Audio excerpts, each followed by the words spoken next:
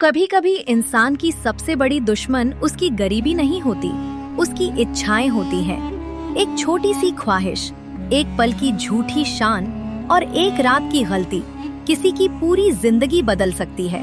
यह कहानी है सुमन की, एक किसान की बेटी जिसे किस्मत ने साधारण जीवन दिया, लेकिन उसके सपने बहुत बड़े थे। जो साधारण जिंदगी से नफरत करती थी और अमीरी का सपना देखती थी। सुमन के पिता राम स्वरूप एक छोटा किसान थे। वह सुबह सूरज निकलने से पहले खेत में चला जाते और शाम को थका हुआ घर लौटते। घर में उसकी पत्नी और उसकी एक लौती बेटी सुमन थी। सुमन पूरे गांव में अपनी सुंदरता के लिए जानी जाती थी। जब भी सुमन घर से बाहर निकलती, गांव की औरतें अक्सर आपस में बातें करती। देखो रामस्वरूप की बेटी को, कितनी सुंदर है। अगर ये किसी अमीर घर में पैदा होती तो किसी राजकुमारी से कम नहीं होती। सुमन ये बातें सुनती और चुपचाप मुस्कुरा देती, लेकिन धीरे धीरे ये बातें उसके दिल में बैठने लगी। उसे लगने लगा कि शायद वह सच में किसी अमीर घर में पैदा होने के लिए बनी थी। गलती से भगवान ने उसे गरीब घर में पैदा कर दिया और फिर वो अमीरी की सपने देखने लगती है। सुमन को गांव की जिंदगी अच्छी नहीं लगती थी।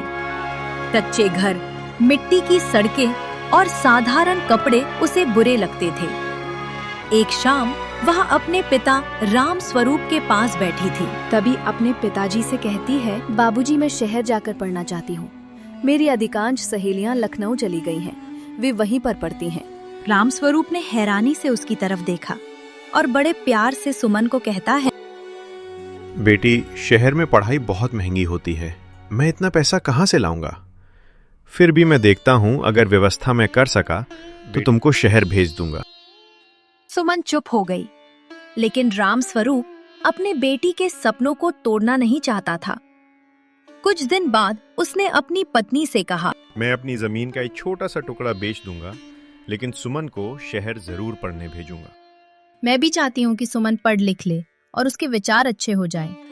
मैं देखती हूँ कि आजकल वो अजीब सी बातें सोचती है और हमेशा ही महंगी चीज पसंद करती है, महंगी गहने पसंद करती है, तो उसको पढ़ने के लिए जरूर भेज देना चाहिए, जिससे उसकी सोच बदल जाए। कुछ महीनों बाद सुमन शहर पढ़ने चली गई। शहर की जिंदगी बिल्कुल अलग थी। ऊंची इमारतें, बड़ी गाड़ियां, महंगे कपड़े और बड़े बड़े घर। कॉलेज में सुमन की दोस्त बनी रीमा। रीमा बहुत अमीर परिवार से थी। एक दिन रीमा ने सुमन को अपने घर बुलाया। जब सुमन रीमा के घर पहुंची तो उसकी आंखें खुली की खुली रह गईं। बड़े बड़े झूमर, चमकदार फर्श और गहनों से भरी अलमारी। उस रात सुमन देर तक सो नहीं पाई। वो सोचती रही, एक दिन मेरी जिंदगी भी ऐसी ही होगी। कुछ साल बाद सुमन की पढ़ाई पूरी हो गई और वह गांव वापस लौट आई। लेकिन अब वह पहले जैसी नहीं रही थी। अब उसे गांव की सादगी अच्छी नहीं लगती थी। राम स्वरूप ने सुमन की शादी शहर के एक युवक मोहन से तय कर दी। मोहन शहर में एक छोटी सी किराने की दुकान चलाता था।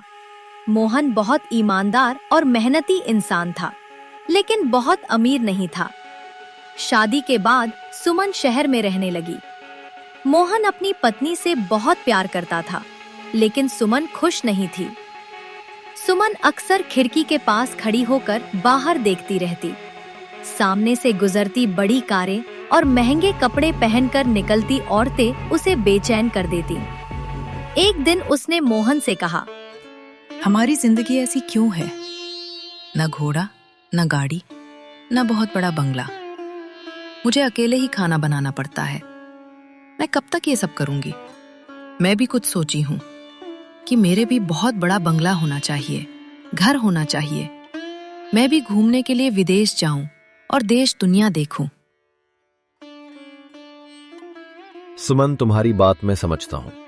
हर इंसान के दिल में कुछ सपने होते हैं और सपने देखना गलत भी नहीं है, लेकिन जिंदगी सिर्फ सपनों से नहीं चलती, उसे धैर्य और मेहनत से बनाना पड़ता है। देखो, ये घर भले ही छोटा है, लेकिन इसमें सुकून है।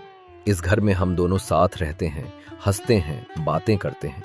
बहुत से लोगों के पास बड़ा घर होता है, बहुत पैसा होता है, लेकिन उनके पास दिल का सुकून नहीं होता। मैं जानता हूं कि तुम बड़े सपने देखती हो, और सच कहूं तो मुझे तुम्हारे सपनों से कोई शिकायत नहीं है, बल्कि मैं चाहता हूं कि एक दिन तुम्हारे सारे सपने सच हों। लेकिन उसके लिए हमें धीरे धीरे मेहनत करनी होगी। आज मेरे पास बहुत पैसा नहीं है, मेरी दुकान भी बहुत बड़ी नहीं है, लेकिन मैं मेहनत कर रहा हूं। हर दिन कोशिश करता हूं कि हमारा कल आज से बेहतर हो। तुम घोड़े, बंगले, गाड़ी और विदेश घूमने की बात करती हो सकता है आज ये सब हमारे पास न हो, लेकिन इसका मतलब ये नहीं कि कभी होगा ही नहीं। अगर हम साथ रहें, एक दूसरे का साथ दें और धैर्य रखें, तो एक दिन मैं तुम्हें वो सब जरूर दूंगा। लेकिन एक बात याद रखना सुमन, उधार की खुशियां कभी सच्ची नहीं होती। असली खुशी वही होती है जो मेहनत से मिलती है। इसलिए अभी जो हमारे पास है उसे कम मत समझो। यही हमारी शुरुआत है, और यकीन मानो एक दिन यही छोटी शुरुआत बड़ी खुशियों में बदल जाएगी। ये सब तो ठीक है, लेकिन खाना तो मैं अभी अकेले बना रही हूँ। इसका मैं क्या करूँ? तुम्हारे लिए सुबह उठ करके नाश्ता बनाना, तुम्हारे आने से पहले खाना बना करके तैयार रखना, इसमें मुझे बहुत मेहनत करना पड़ता है। ये मैं सब अकेले में कैसे करूँ? है तुम्हारे पास इसका कोई सोल्यूशन? देखो सुमन, ऑफिस में बहुत सारा काम होता है, मैं थक जाता हूँ। फिर भी अगर तुम कहोगी तो मैं तुमको किचन में भी हेल्प कर दूंगा, या अगर तुम चाहो तो मैं तुम्हारे लिए एक काम वाली बाई ला दे रहा हूँ जो तुमको खाना बनाने में हेल्प करेगी, या पूरा खाना बना करके तुमको देगी। फिर तुम्हें जरूर कुछ आराम मिलेगा। देखो, मैं तुमको किचन में काम करने के लिए नहीं कहूंगी, क्योंकि तुम भी सारा दिन काम करते हो, थक जाते हो। अच्छा होगा कि तुम काम वाली बाई ला दो, और देखो ऐसी काम वाली बाई लाना जो 50 साल से ज्यादा उम्र की हो। देखो सुमन, तुम डरो नहीं, मैं 50 साल से ज्यादा उम्र का ही काम वाली बाई लाऊंगा। लेकिन अभी तुम मेरे लिए नाश्ता लगा दो, क्योंकि अभी दुकान खोलने का समय हो गया है। मैं जल्दी से नाश्ता करके दुकान खोल देता हूँ। मोहन नाश्ता करके दुकान पर चला जाता है। इधर सुमन बेड पर आराम से लेट जाती है और सोचती है कि आज तो मैंने अपने मन की बात करवा ही लिया। धीरे धीरे मेरे मन की जो ख्वाहिशें हैं वो एक एक करके पूरा करा लूंगी। इधर शाम को मोहन घर वापस आता है और साथ में एक काम वाली बाई भी लिए रहता है, और उसके हाथ में एक बड़ा सा शादी का इनविटेशन कार्ड भी है। वो खुश होकर के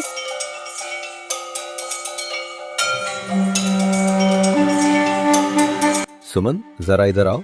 आज मैं तुम्हारे लिए 2 खुशियां लेकर आया हूँ। तुम हमेशा कहती रहती हो कि दिन भर घर के कामों में थक जाती हो, इसलिए आज से तुम्हें रसोई में इतना काम नहीं करना पड़ेगा। मैंने एक काम वाली बाई रख ली है, वो रोज आकर खाना बनाएगी और घर का काम भी संभाल लेगी। अब तुम्हें थोड़ा आराम मिलेगा। और देखो ये क्या है, ये शहर के मशहूर उद्योगपति रवि जायसवाल जी के घर से उनकी बेटी की शादी का निमंत्रण है। हमें भी बुलाया गया है। तुम तो अक्सर कहती थी कि हम कहीं घूमने नहीं जाते, तो अब इस बहाने तुम शादी की पार्टी में भी चलोगी। वहाँ बहुत लोग होंगे, रोशनी होगी, संगीत होगा। तुम अच्छे से तैयार होकर चलना, मुझे यकीन है तुम्हें बहुत अच्छा लगेगा। आज सच में मैं तुम्हारे लिए 2 खुशियां लेकर आया हूँ। मोहन को पूरा यकीन था कि यह सब सुनकर सुमन के चेहरे पर खुशी आ जाएगी। उसे लगा कि घर के काम का बोझ कम होने की बात और इतने बड़े उद्योगपति की शादी का निमंत्रण सुनकर सुमन जरूर खुश हो जाएगी। लेकिन मोहन की उम्मीद के बिल्कुल उल्टा हुआ। सुमन के चेहरे पर खुशी की जगह नाराजगी और अधूरापन साफ दिखाई दे रहा था। उसके मन में कुछ और ही चल रहा था। मुंह चढ़ा करके सबसे पहले तो काम वाली बाई को बोलती हैं कि तुम जो काम पर लग जाओ, और उसके बाद से मोहन से कहती हैं, मोहन, तुम भी ना बिना सोचे समझे कितनी बड़ी बड़ी बातें कर लेते हो। तुम कह रहे हो कि हम उस बड़े उद्योगपति की बेटी की शादी में जाएंगे, लेकिन क्या तुमने कभी सोचा है कि मैं वहां जाकर कैसे दिखूंगी? मेरे पास पहनने के लिए ढंग के कपड़े भी नहीं है, ना कोई अच्छा गहना है। वहां बड़े बड़े घरों की औरतें आएंगी, महंगे कपड़े पहनकर, हीरे जवाहरात के गहने पहनकर, और मैं वहां इस साधारण से कपड़े में जाऊंगी। लोग क्या सोचेंगे मेरे बारे में? सब मुझे देखकर हंसेंगे, फुसफुसाएंगे कि देखो कैसे कपड़े पहनकर चली आई है। मुझे तो वहां खड़े होने में भी शर्म आएगी। तुम कहते हो कि ये खुशी की बात है, लेकिन मेरे लिए तो ये और भी बड़ी परेशानी बन गई है। मैं वहां जाकर लोगों के सामने अपनी बेइज्जती नहीं करवाना चाहती। बताओ, जब मेरे पास पहनने के लिए अच्छे कपड़े नहीं हैं, गहने नहीं हैं, तो ऐसे निमंत्रण का मेरे लिए क्या मतलब है? मेरे किस काम का ये शादी का इनविटेशन? सुमन, इतनी छोटी बात के लिए इतना परेशान होने की जरूरत नहीं है।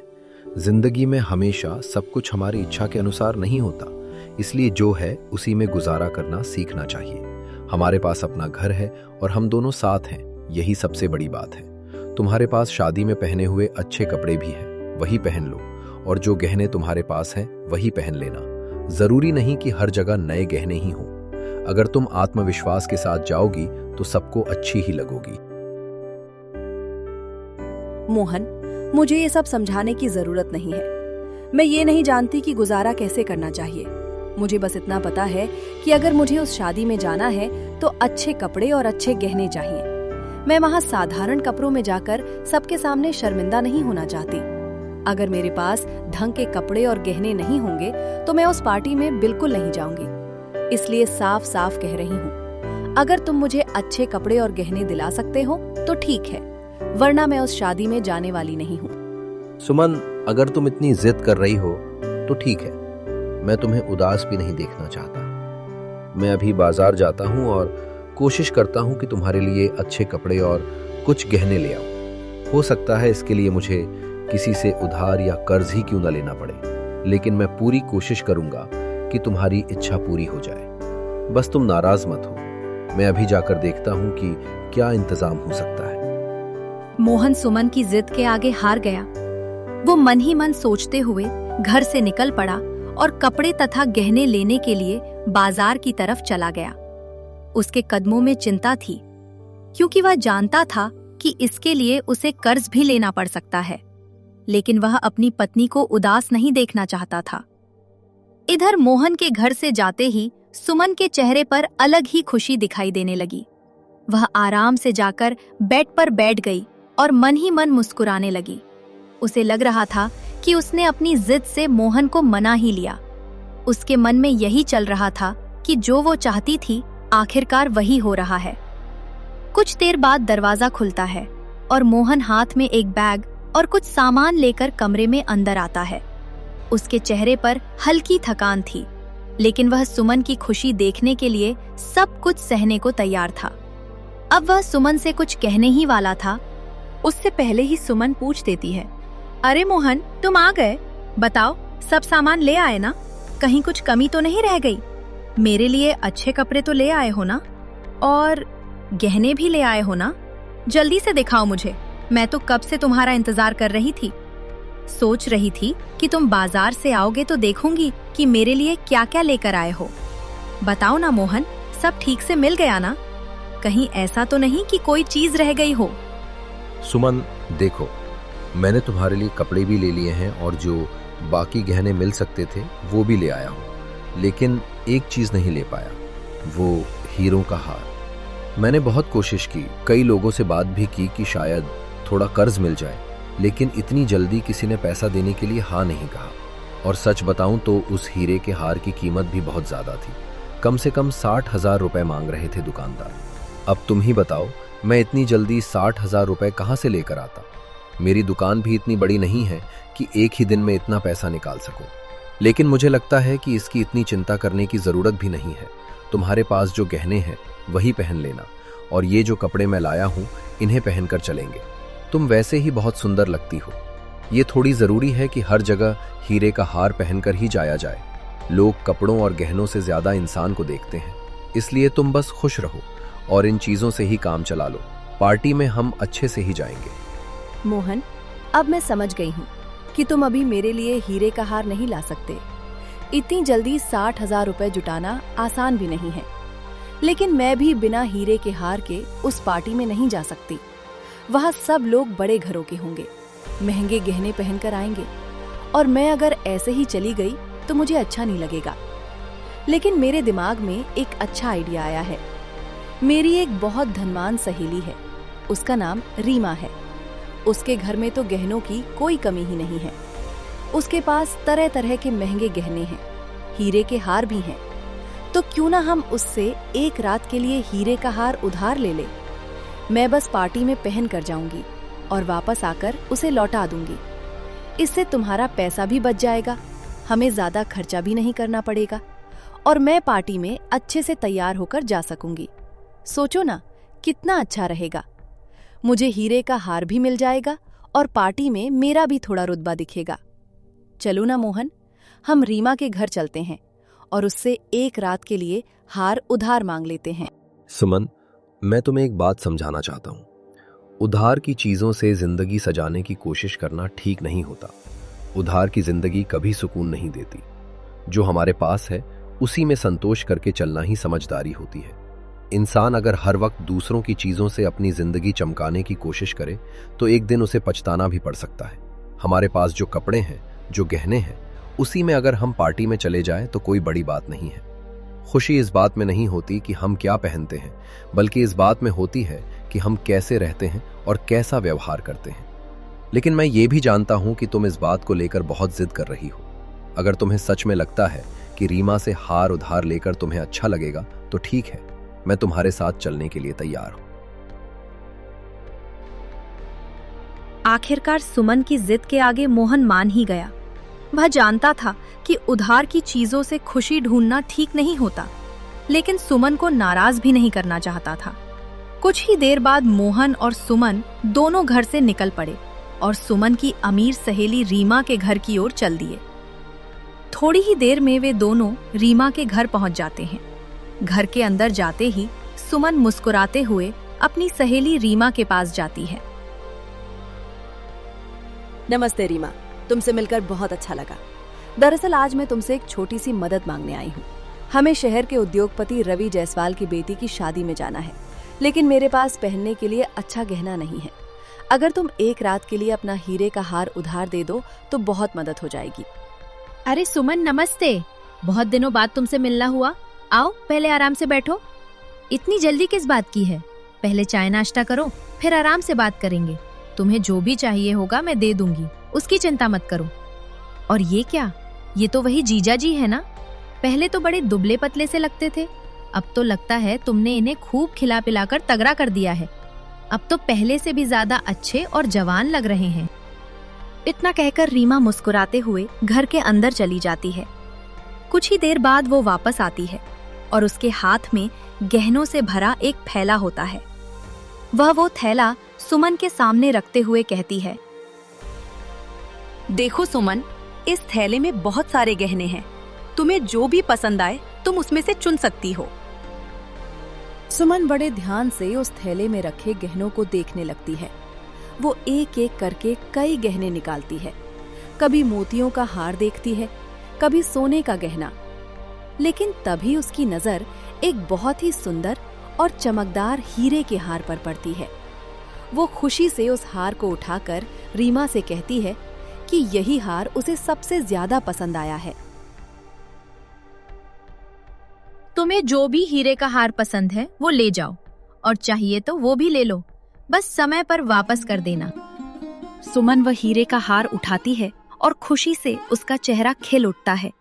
वह रीमा को धन्यवाद कहती है और मोहन के साथ खुशी खुशी वहां से अपने घर की ओर चल पड़ती है। घर पहुंचने के बाद वह मुस्कुराते हुए मोहन से कहती है, देखो जी, अब तो मुझे हीरे का हार मिल गया है। अब मैं जरूर पार्टी में चलूंगी। अब तुम्हें हीरे का हार मिल गया है, अब हम जरूर पार्टी में चलेंगे। तुम बहुत खूबसूरत लगोगी। आखिरकार पार्टी का दिन आ ही जाता है। सुमन बड़े उत्साह से सजने संवरने लगती है। इधर मोहन बाहर खड़ा उसका इंतजार कर रहा होता है और आवाज लगाकर कहता है, अरे सुनती हो, कितना समय लगाओगी? जल्दी निकलो, देर हो रही है। अरे आ रही हूँ, इतना भी क्या जल्दी है, थोड़ा इंतजार तो करो। मैं बस तैयार ही हो रही हूँ। इतने बड़े कार्यक्रम में जाना है तो थोड़ा समय तो लगेगा ही ना।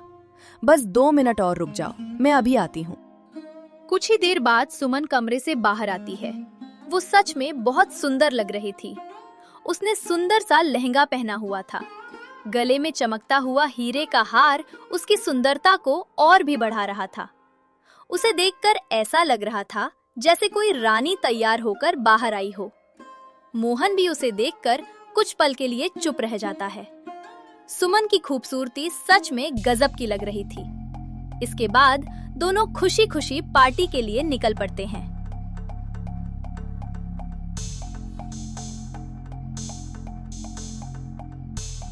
पार्टी सच में बहुत जबरदस्त रही।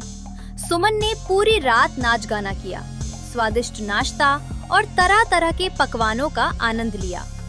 रोशनी, संगीत और खुशियों के बीच वो इतनी खुश थी कि उसे लग रहा था जैसे जिंदगी में पहली बार उसे इतना बड़ा और शानदार मौका मिला हो। Come dance with me. I'd love to. Just follow my lead.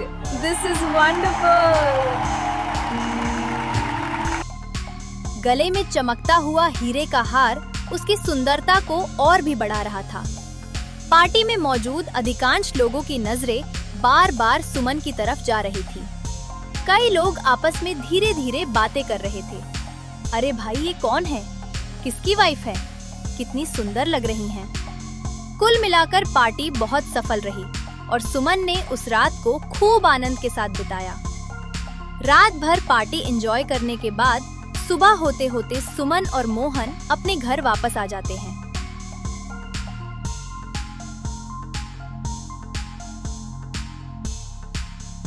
घर पहुंचकर दोनों थोड़ी देर आराम करते हैं। कुछ देर बाद मोहन सुमन से कहता है, सुमन, तुम भी कपड़े बदल लो और चाहो तो और भी रेस्ट कर लो, क्योंकि पूरी रात जगी हो, थक गई हो।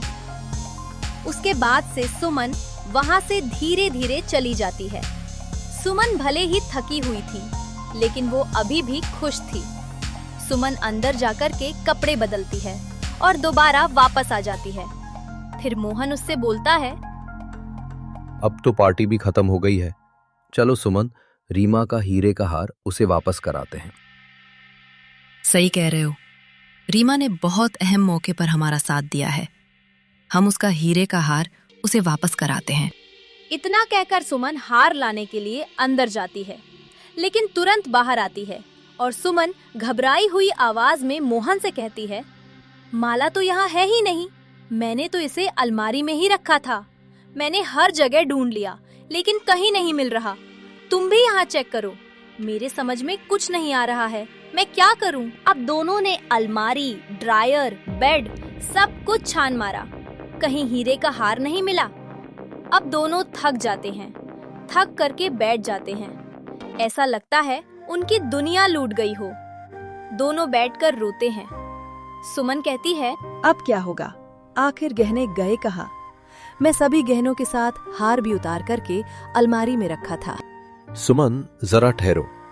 पहले ठीक से याद करने की कोशिश करो। क्या तुम्हें पक्का याद है कि जब तुमने बाकी गहने उतारे थे, उसी समय हीरे का हार भी उतारकर अलमारी में रखा था? जरा ध्यान से सोचो। कहीं ऐसा तो नहीं कि तुमने बाकी गहने तो रख दिए हों, लेकिन हीरे का हार कहीं और रह गया हो। अगर तुम्हें ठीक से याद नहीं है, तो ये भी हो सकता है कि वो रास्ते में ही कहीं गिर गया हो। आखिरी बार तुमने उस हार को कहाँ देखा था? मोहन, जहाँ तक मुझे याद आ रहा है, जब हम पार्टी से लौट रहे थे और ऑटो में बैठे थे, तब भी मेरे गले में हीरे का हार था। मुझे साफ याद है कि वो मेरे गले में ही था। लेकिन जब हम घर के पास ऑटो से उतर रहे थे, तभी मुझे एक हल्की सी झनकने की आवाज सुनाई दी थी। उस समय मुझे लगा था कि शायद कोई छोटी सी चीज गिरी होगी, लेकिन मैंने उस पर ज्यादा ध्यान नहीं दिया और जल्दी में घर के अंदर आ गई। सुमन, तुम घबराओ मत। घर में एक बार और अच्छे से ढूंढ लो।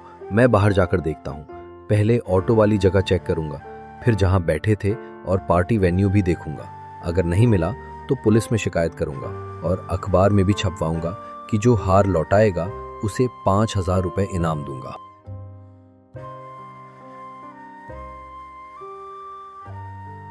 मोहन ये कहकर घर से निकलता है और पहले ऑटो उतरने वाली जगह देखता है, फिर जहाँ बैठा था वहाँ देखता है और अंत में पार्टी जहाँ हुआ था वहाँ जाता है, लेकिन कहीं हार नहीं मिलता। खत्तर वो पुलिस में शिकायत करता है, अखबार में खबर छपवाता है और आखिरकार निराश होकर घर लौट आता है। इधर सुमन का भी रोकर बुरा हाल था। सुमन, रोने धोने से कुछ नहीं होगा।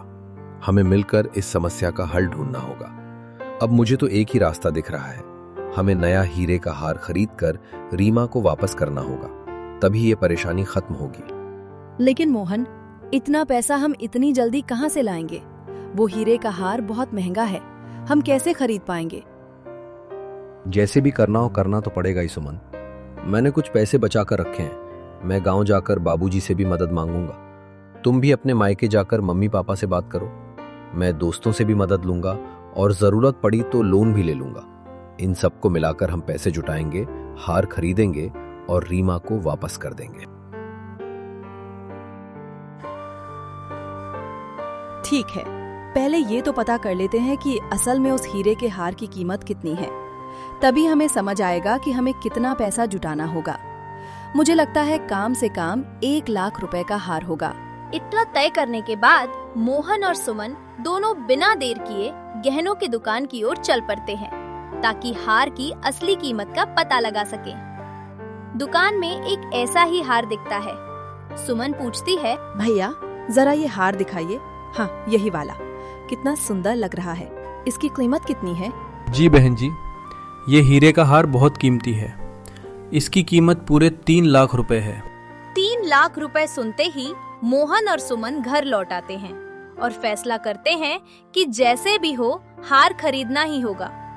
लेकिन परेशानी ये थी कि एक ही दिन में इतने पैसे कहाँ से आएंगे। तभी मोहन कहता है, सुमन, तुम रीमा को फोन करके बता दो कि हार का एक हिस्सा टूट गया है, इसलिए हमने उसे रिपेयर के लिए जूलर के पास दे दिया है। जैसे ही ठीक हो जाएगा हम उसे लौटा देंगे। बस 1 हफ्ते का समय लग सकता है। 1 हफ्ते का समय तो मिल जाता है, लेकिन रिश्तेदारों और दोस्तों से मिलकर सिर्फ 50,000 रुपए ही जुट पाते हैं। मजबूरी में मोहन को 2.5 लाख रुपए का लोन लेना पड़ता है। उसकी छोटी सी दुकान है और वो पहले से शादी का कर्ज चुका रहा होता है। फिर भी हालात उसे नया कर्ज लेने पर मजबूर कर देते हैं। लोन मिलते ही मोहन और सुमन ज्वेलरी की दुकान की ओर चल पड़ते हैं। दुकान पर पहुंचकर सुमन जल्दी से काउंटर के पास जाती है और घबराहट भरे उत्साह में कहती है, भाई साहब, वो वाला हीरे का हार दे दीजिए, वही जो हमने पहले देखा था। जी बहन जी, पहले पेमेंट कर दीजिए। ये लीजिए आपका हीरे का हार। हार लेने के बाद मोहन और सुमन घर नहीं जाते, बल्कि सीधे रीमा के घर की ओर चल पड़ते हैं। दोनों के मन में एक अजीब सा डर बना रहता है कि कहीं रीमा हार को खोलकर ध्यान से देख ना ले और उन्हें सच्चाई पता ना चल जाए। फिर भी मजबूरी और डर के बीच वे हिम्मत जुटाकर सीधे रीमा के घर पहुंच जाते हैं। रीमा, माफ करना, हार लाने में थोड़ी देरी हो गई। दरअसल थोड़ा काम अटक गया था, इसलिए समय लग गया। ये लो तुम्हारा हीरे का हार, मैंने इसे संभाल कर रखा था। अरे कोई बात नहीं सुमन, थोड़ी बहुत देरी तो हो ही जाती है, मुझे कोई फर्क नहीं पड़ता, तुम चिंता मत करो। मोहन और सुमन हार वापस करने के बाद खुशी खुशी अपने घर लौट आते हैं। लेकिन असली मुश्किलें अब शुरू होती हैं। मोहन पर एक के बाद एक कर्ज का बोझ बढ़ जाता है। अब उसे 3 EMI भरनी पड़ती है, जबकि उसकी आमदनी सिर्फ एक छोटी सी किराने की दुकान से होती है। धीरे धीरे ये बात सुमन को भी समझ में आने लगती है कि मोहन के लिए सब संभालना कितना मुश्किल हो रहा है। तब वो एक बड़ा फैसला लेती है। वो सोचती है कि अब वो फिजूल खर्च नहीं करेगी और खुद भी बचत करके मोहन की मदद करेगी। सबसे पहले वो काम वाली बाई को हटा देती है और खुद ही घर के सारे काम करने लगती है। फिर वे लोग बड़े घर को छोड़कर एक छोटे और साधारण कमरे में शिफ्ट हो जाते हैं। अब सुमन खुद ही बर्तन धोती है, खाना बनाती है और बाजार जाकर सामान भी लाती है, ताकि कुछ पैसे बचाए जा सके। इस तरह धीरे धीरे दोनों मिलकर कर्ज चुकाने लगते हैं। लेकिन ये सफर आसान नहीं था। पूरा कर्ज चुकाने में उन्हें पूरे 7 साल लग जाते हैं। इन 7 सालों में सुमन की जिंदगी पूरी तरह बदल जाती है। अब वो पहले जैसी सुंदर और चमकदार नहीं दिखती, बल्कि समय और संघर्ष ने उसके चेहरे पर अपनी छाप छोड़ दी थी। एक दिन सुमन सब्जी लेने बाजार जाती है और अचानक उसकी नजर सामने खड़ी रीमा पर पड़ती है। उसे देखते ही सुमन ठहर जाती है और धीरे से बोलती है, नमस्ते रीमा, कैसी हो तुम? इतने दिनों बाद मिल रहे हैं, क्या तुमने मुझे पहचाना? नहीं नहीं, मैंने तुम्हें नहीं पहचाना। तुम आखिर हो कौन?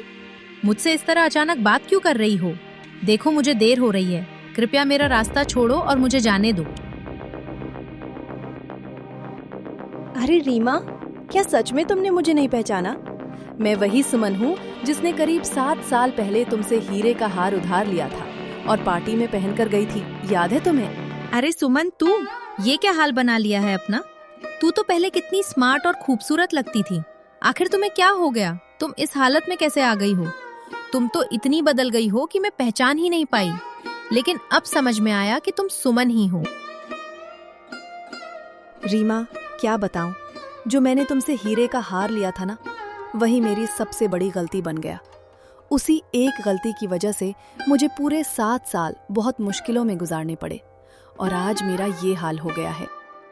अरे वो कैसे सुमन? मैं कुछ समझी नहीं। मेरे हीरे के हार से ऐसा क्या हो गया?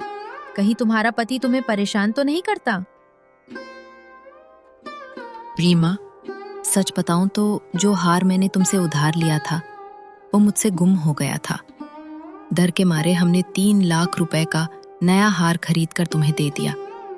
उस कर्ज को चुकाने में हमें पूरे 7 साल लग गए और उसी की वजह से मेरी ये हालत हो गई। मेरा पति मोहन तो बिल्कुल देवता जैसा है।